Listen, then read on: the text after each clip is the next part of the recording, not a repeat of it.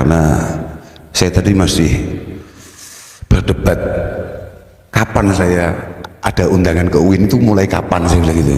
Nggak ada, saya bilang gitu. Saya ini mau jalan-jalan, nggih, tapi jalan-jalan sambil ngaji di UIN. Nggak ada, saya bilang gitu. Ada, akhirnya nyerah dan agak malam. Saya mohon maaf. Yang paling penting moga-moga di Ramadan kali ini moga-moga Allah selalu melimpahkan rahmatnya kepada kita semua, dan moga-moga kita semua memiliki satu kepantasan untuk kemudian mendapatkan maghfirah dari Allah Subhanahu wa taala. Apapun selain Ramadan merupakan syahrun unzila fihil Quran hudal linnas wa bayyinat, tapi Ramadan kata Rasulullah sallallahu alaihi wasallam merupakan syahrun awaluhu rahmah wa awsatuhu maghfirah wa akhiruhu aidkum minan nar, bahwa bulan ini yang oleh kita dianggap sebagai bulan belanja, oleh kita dianggap sebagai bulan yang ya biasa-biasa saja begini ini, tapi ini bulan yang sebetulnya oleh Allah Subhanahu wa taala adalah bulan yang 10 hari pertama merupakan curahan rahmat, curahan kasih sayang dari Allah. Kemudian malam-malam belasan mulai tanggal 11 Ramadan sampai tanggal 20 merupakan turunnya ampunan Allah Subhanahu wa taala, dan terakhir 10 hari terakhir merupakan diskon besar-besaran bagi umat Rasulullah Muhammad sallallahu alaihi wasallam untuk terbebas dari neraka. Makanya dulu kata sahabat Jabir bin Abdullah bin Haram al-Ansari, beliau meriwayatkan, ruwiya an Jabirin anna Rasulullah sallallahu alaihi wasallam raqiya al-mimbar. Raqiya al-mimbar. Raqiya itu sama roko tulisannya sama, kof ya, tapi itu kalau harokatnya salah itu bisa sangat jauh maknanya. Raqiya yarko itu maknanya naik, tapi kalau roko yarki tulisannya sama, tidak ada bedanya. Nanti perbedaan itu akan ada di masdarnya, tapi kalau fiilnya itu sama. Yang satu maknanya naik, yang satu maknanya nyuwuk. Saman paham nyuwuk enggak? Perdukunan biasanya kalau apapun, kalau orang NU mestinya kudu paham, kalau sama persuuan itu harusnya dikit-dikit paham lah. Lah itu. Jadi kalau roqiya yarko itu maknanya naik, tapi kalau roko yarki itu maknanya nyuwuk. Nah ini an Jabirin anna Rasulullah raqiya al-mimbar. Falamma raqiya ad-darajatal ula qal amin, summa raqiya ad-darajatas saniyah faqal amin, summa raqiya ad-darajatas salisah faqal amin. Ketika Rasulullah naik ke ad-darajah itu, ini loh, kayak apa itu, unda-undaan itu loh, apa bahasa Indonesianya apa sih? Anak tangga, bukan tangga, anak tangga. Ketika naik ke anak tangga pertama, tahu-tahu Rasulullah berkata amin. Ketika naik ke tangga berikutnya, beliau kemudian menjawab amin. Ke tangga berikutnya juga lagi-lagi dakwah amin. Setelah selesai khutbah, beliau kemudian ditanya oleh para sahabat, faqulna lahu sami'nak taqul amin salasa marat ya Rasulullah. Kami semua mendengar panjenengan mengucapkan kata-kata amin itu 3 kali. Apa itu masalahnya? Apa itu yang panjenengan amini? Kemudian beliau dawuh, lamma raqitu ad-darajatal ula ja'ani Jibril. Ketika saya naik di anak tangga pertama, tahu-tahu Jibril datang. Faqal syakiya abdun adraka Ramadan fansalakha minhu wa lam yughfarlah. Sangat celaka, sangat sial, ada hamba, ada orang ketika dia menangi Ramadan, ketika dia ketemu Ramadan habis, nyampe Syawal, tapi dia belum mendapatkan ampunan dari Allah Subhanahu wa taala. Ternyata Rasulullah nggak membela, malah Rasulullah mengatakan amin.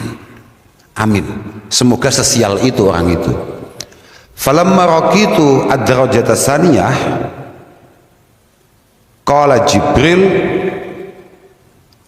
syakiya abdun adraka walidayhi aw ahadahuma falam yudkhilahu al-jannah.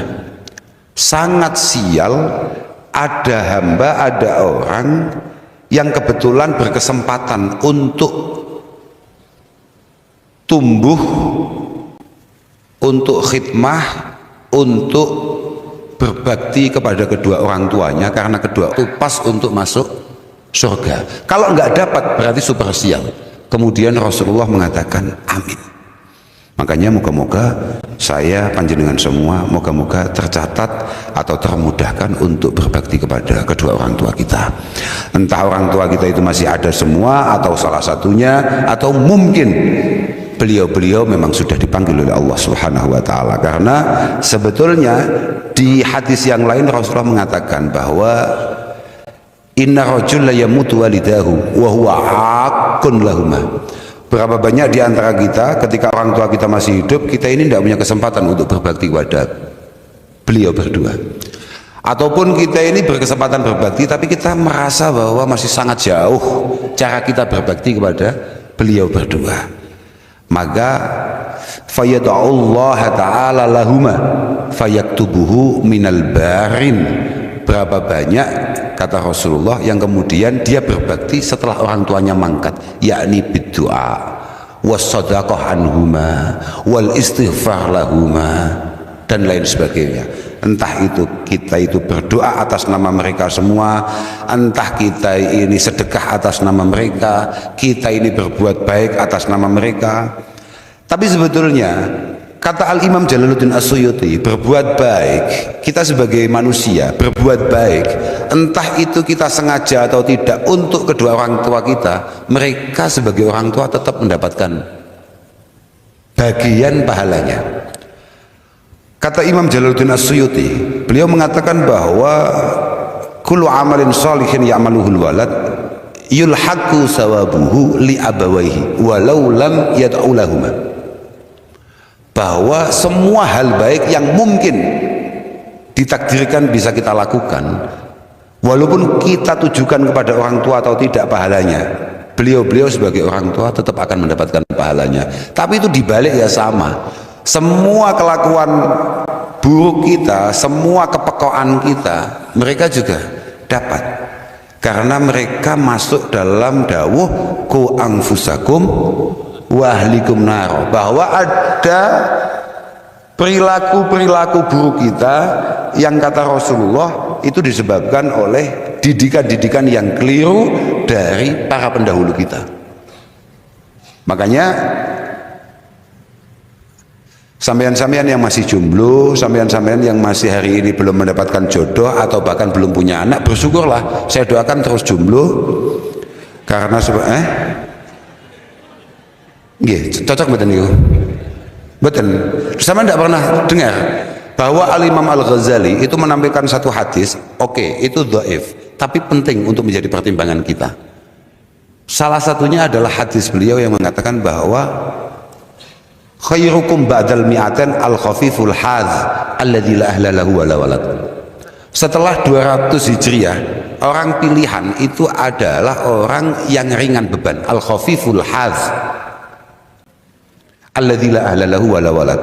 Tidak ditakdirkan punya pasangan, apalagi punya anak. Makanya moga-moga panjenengan-panjenengan yang pengen menjadi umat terbaik Rasulullah terus jomblo. Kok gak amin gue? Kamu nggak pengen jadi? Oh gak pengen, ya wes. Oke, kita cari surga pintu lain. Kita cari surga jalur lain. Oke, tenang aja. Itu kayak ibu-ibu. Saya pernah ngomong sama ibu-ibu, jenengan-jenengan ini sekedar sadar kalau panjenengan sempat memiliki kesalahan kepada pasangan, kemudian minta maaf, langsung panjenengan punya akses yang sangat eksklusif untuk masuk surga. Langsung jawab, kita cari surga lain, Bos. Gitu.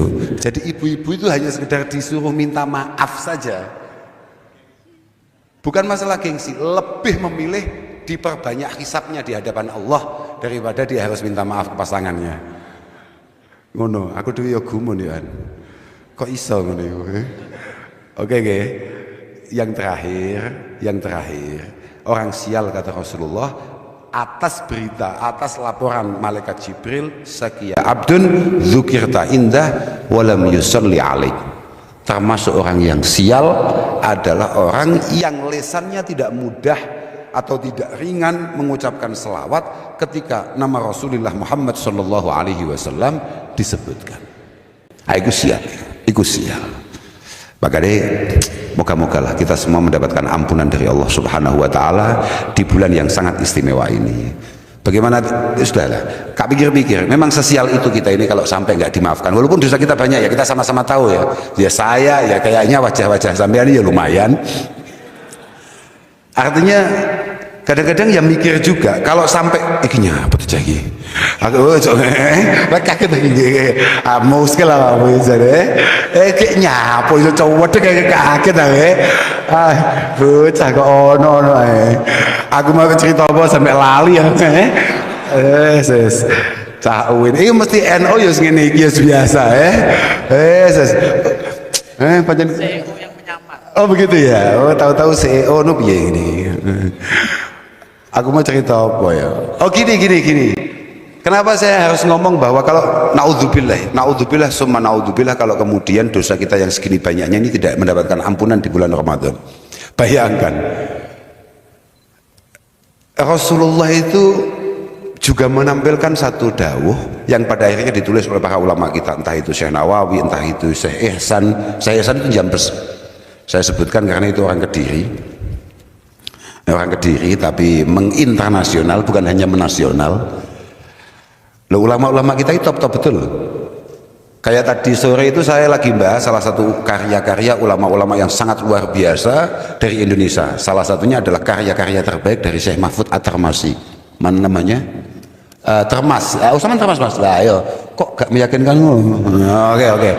Apa tadi? Lah, di situ mengatakan bahwa lillahi fi kulli lailatin min layali syahri Ramadan indal iftar alfi atikin minan nar. Coba bayangkan, setiap buko maghrib paham ra? Sing poso biasanya paham, lek gak pate poso ya maghribe ketahuan. Makanya saya itu berangkat dari rumah memang sudah agak sore tadi itu. Bukan faktor apa-apa, karena saya tahu kalau dari Kediri ke Jogja kemudian nggak puasa mokel itu gak pantas, mek ngono tok masalahnya. Tapi kalau misalnya undangannya ke Jakarta atau kemana lah itu saya semangat, bahkan saya mungkin berangkatnya dari tadi malam. Kok pantas toh Jakarta malah poso kan gak luas lah iya toh. Loh Jakarta itu loh Pak, Jakarta itu menarik sekali. Jakarta itu saya tahun lalu itu di Jakarta, alhamdulillah jam 8 pagi di sana sudah sarapan Pak. Artinya jam 8 itu sudah maghrib di Jakarta. Jam 8 pagi di Jakarta itu di lobi itu sudah maghrib. Adzannya sama loh Pak, adzan maghrib sama zuhur sama adzan yang lain itu sama. Jadi kita itu pikirannya sudah cocok-cocok saja. Makanya wah ini kalau ke Jogja harus sore, karena kalau ke Jogja sampai nanti kita tidak puasa nggak bagus. Jogja Pak, mek Jogja kan juga gak pantas, tapi lek soto adoh ngono wis malah senggape iku poso. Gak bagus iku. Setiap kali berbuka Allah Subhanahu wa taala itu membebaskan 1 juta alfi atik minan nar. Ada 1 juta orang yang dipastikan harusnya masuk neraka, tapi kemudian apa istilahnya kalau tahanan itu diapakan, diamnesti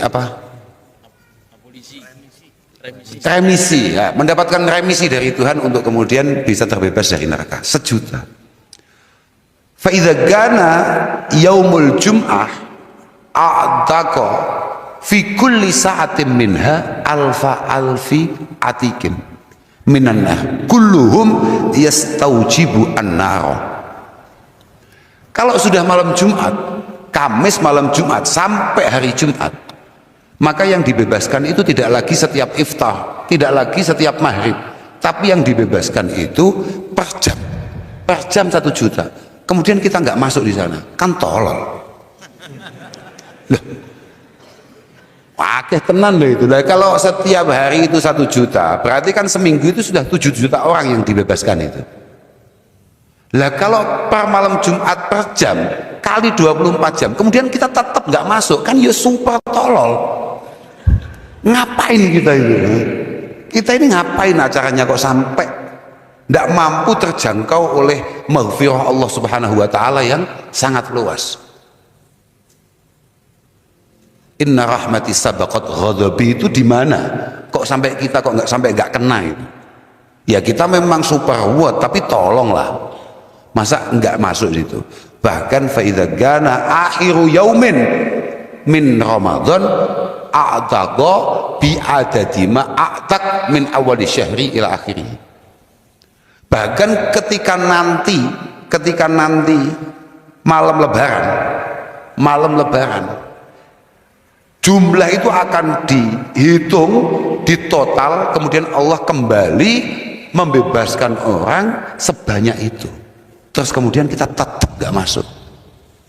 Naudzubillah, kan yo itu di atas tolol iku mbah apa jenenge gak paham aku.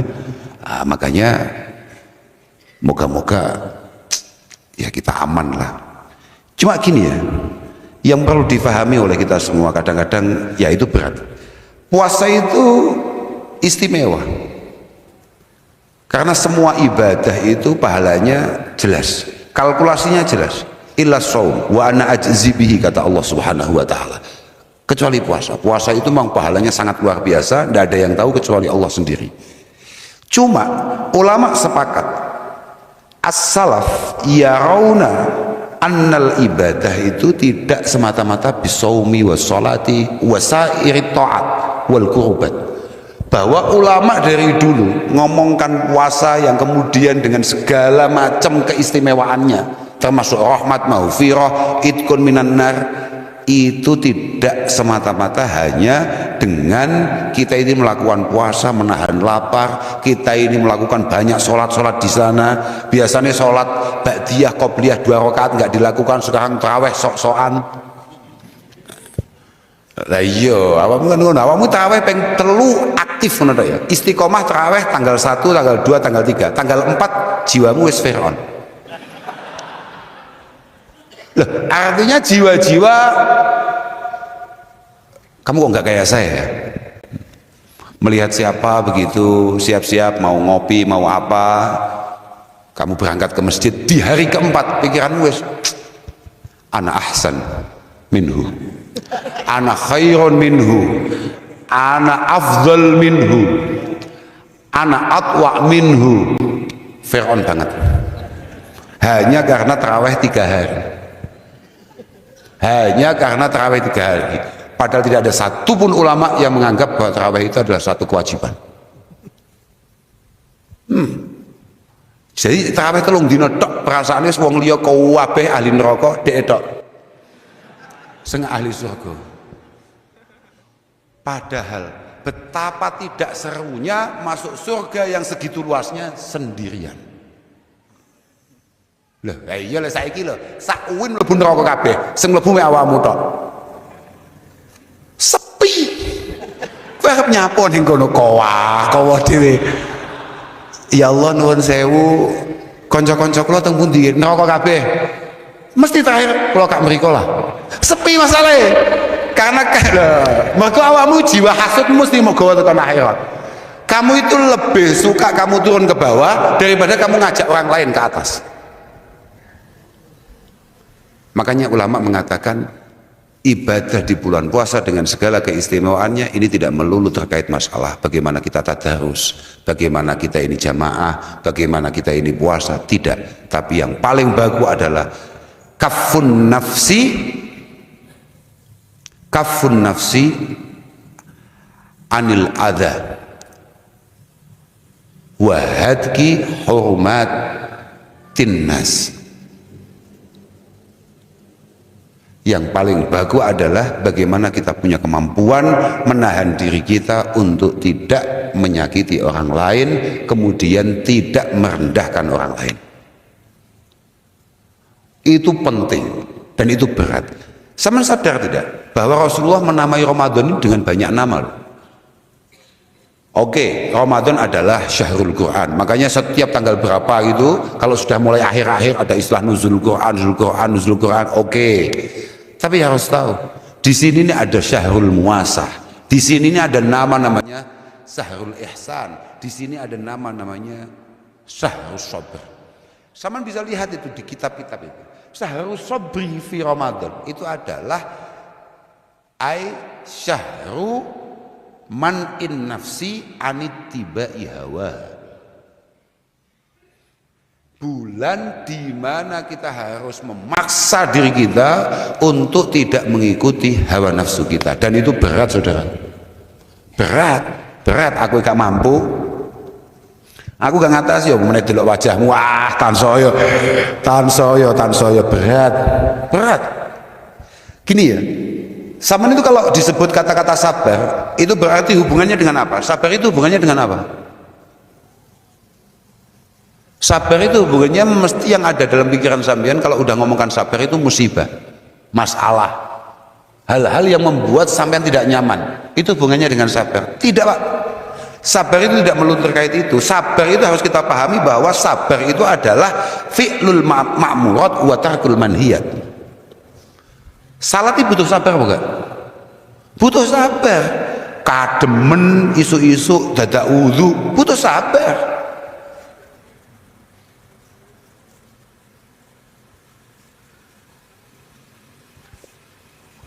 Ana bocah utange wakeh terkenal dhewe sak kampus tapi bendino klambine anyar. Sabar gak awake dhewe?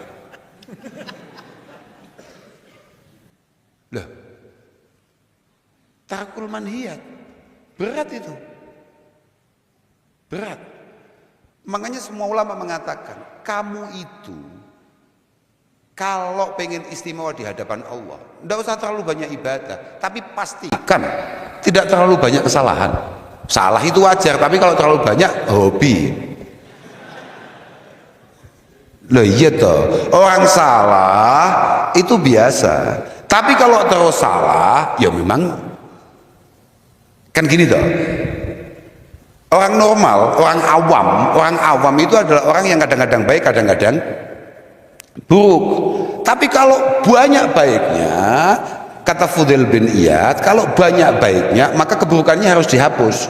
Orang itu tidak boleh disebut orang nggak baik kalau memang kesehariannya didominasi oleh hal-hal baik. Apakah ini tidak ada buruknya? Ada, tapi tolong dilupakan sebagai sesama. Sama kayak kita sulit untuk melupakan orang yang terlalu banyak 24 jam sehari. Kalau 23 jam setengah buruk, itu kan sulit untuk disebut sebagai orang solih. Padahal kalau kita mau tahu solih, kenapa Nabi Ibrahim itu disebut solih? Dalam Quran dikatakan bahwa karena konsistensinya terus solih, terus baik.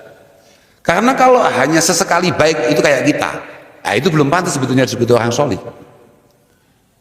Loh, kita ini pagi baik, agak siang dikit masalah, tapi zuhur tobat, walaupun sore bikin masalah lagi. Kan itu biasa.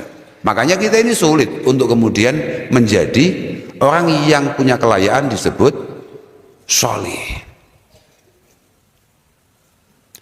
Tapi moga-mogalah ada bangunan kemauan di antara kita untuk kemudian menjadi orang yang baik. Mbuh bentuke piye? Ngeten nggih. Berapa banyak dari kita, teman-teman kita kemudian merasa bahwa saya tidak pantas melakukan ini, saya tidak pantas melakukan ini, saya tidak pantas melakukan ini karena saya ini belum begini, belum begini. Tidak. Sekecil apapun potensi kebaikan yang mungkin sampean lakukan. Tidak usah menunggu sampean ideal untuk melakukan itu.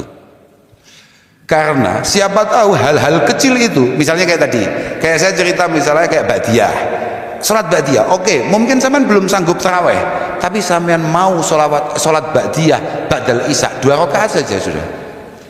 Itu sudah fi hukmi qiyamil lail bagi orang kayak sampean. Kak jamin gitu. Ketika sampean memiliki keseriusan untuk melakukan itu, sambil selalu menyadari bahwa panjenengan abot nek aku kon tarawih. Aku tarawih imamnya rodok dawa didik, surate rodok dawa didik wis ngersula. Saya katakoki, cara ning Jogja iki, imam cepet kambe imam rodok suwi ngono semangat dia awakmu dadi makmume. Iya, saya itu sebelum puasa satu ketika makan. Lah ketika makan itu sambil nunggu pesanan makan itu jadi, ya di Jogja ini. Tahu-tahu ternyata di samping itu ada musola enak gitu loh. Ada musola enak, saya sholat di situ. Lah ketika saya lihat imamnya datang, kemudian imamnya qobliyah, saya sudah mikir, ya memang kita kan kriminal ya otaknya ya. Kan kan aku kan dianggap wong piye ngono kan mergo awakmu kan deloke kan di petilan-petilan di media-media itu. Sebetulnya kan kita ya sama-sama sesatnya. Ketika saya lihat imamnya itu datang kemudian sholat qobliyah, saya langsung di hati saya, iki nek aku melu makmum iki jelas suwi. Kan ketok to, Pak. Suwi nek iki aku. Nek iki suwi iki aku. Kan ketok jelas suwi iki, jelas gak mampu aku. Daripada aku ngersula, aku wis langsung ngongkon saya ngajak teman-teman kan, ayo ndang komat. Dipahani ku kambek takmire aku. Mohon maaf, Pak. Nggih, Pak. Jangan sholat dulu karena kita akan segera mulai jamaahnya. Oh, mboten Pak, kula kosong. Ya kita kan sama-sama kriminal, biasa tuh. Tapi kriminal lo cek sholat lo ya, orang kok kriminal gak sholat. Awalu ma yuhasabu bil abdu yaumal qiyamahi as-sholah. In sholahat sholahal baqi wa in fasadat fasadal baqi. Yang pertama kali ditanya Tuhan akan peribadatan kita ini masalah sholat. Kalau sholat lolos, katanya yang lain lolos. Ya sudah, saya pakai itu saja. Kriminal-kriminal pokok lolos, mergo sholat. Tapi tetap sholat masuk kriminal. Ya jamaah, tetap jamaah sesuai arahan bahkan Nabi. Tetap jamaah, tapi kita bikin yang versi agak cepat. Oh no, aku dulu, waduh sholat sunat kok suwi wong iki. Sholat sunat suwi, sholat fardu mesti atwal, jauh lebih lama. Dan ini waduh makanannya gimana, dan itu tidak baik. Sholat mikir makanan itu tidak baik. Makanya Rasulullah selalu meminta kita iftar dulu sebelum sholat, karena jangan sampai ketika kamu takbir pikiranmu makanan gitu loh. Iftar itu hanya sekedar membatalkan. Lawamu gak rong piring ya yo entek waktu isyae ngawur, waktu maghrib entek sembrono awakmu ya. Ini gak gitu konsepnya. Enggak gitu. Ya. Nggih. Makanya saya jamin lah, sampean pokoknya hanya sekedar apalah ibadah-ibadah yang kira-kira sampean mampu. Saya di mana-mana selalu mengatakan la yukallifullahu nafsan illa wus'aha. La yukallifullahu nafsan illa wus'aha. Itu kan semua orang selalu mengatakan bahwa Allah tidak akan membebani kalian akan sesuatu yang kira-kira kalian nggak mampu. Itu kan pikiranmu adalah perjalanan hidup. Enggak. Sama bisa lihat di semua tafsir yang ada, itu hubungannya sama ibadah. Artinya Allah tidak akan memerintahkan satu peribadatan, satu ritual ibadah, satu wadifah ibadah yang kira-kira membuat sama semua keberatan. Enggak. Bahkan Nabi itu tarawih hanya berapa hari, kemudian dipatahkan dengan beliau tidak keluar dari rumah karena khawatir kalau ini diteruskan nanti dijadikan wajib. Oh no, lagi cocok karena tahu, karena akhir zaman umat Rasulullah kayak kita 5 waktu yang bleset apa maneh. Oh no, lah Gus, sekarang itu kan ada warna. Kalau 20 rakaat berarti NO, kalau sekian rakaat berarti gak NO. Ngono kan ya? Ya kuwi tololmu. Kenapa kita nggak ambil yang dikit aja, Gus? Kan nggak apa-apa. Wong semua ini ada uswahnya, semua ini ada kedua-nya. Tetap kamu harus 20. Lah napa sebabnya, Gus? Sebabnya kowe masuk njibuk sing titik, mlakumu panggah secepat itu. Wong NU iku lamun toh digawe mek pirang rakaat kaya kanca-kancane, tetep inal kausar.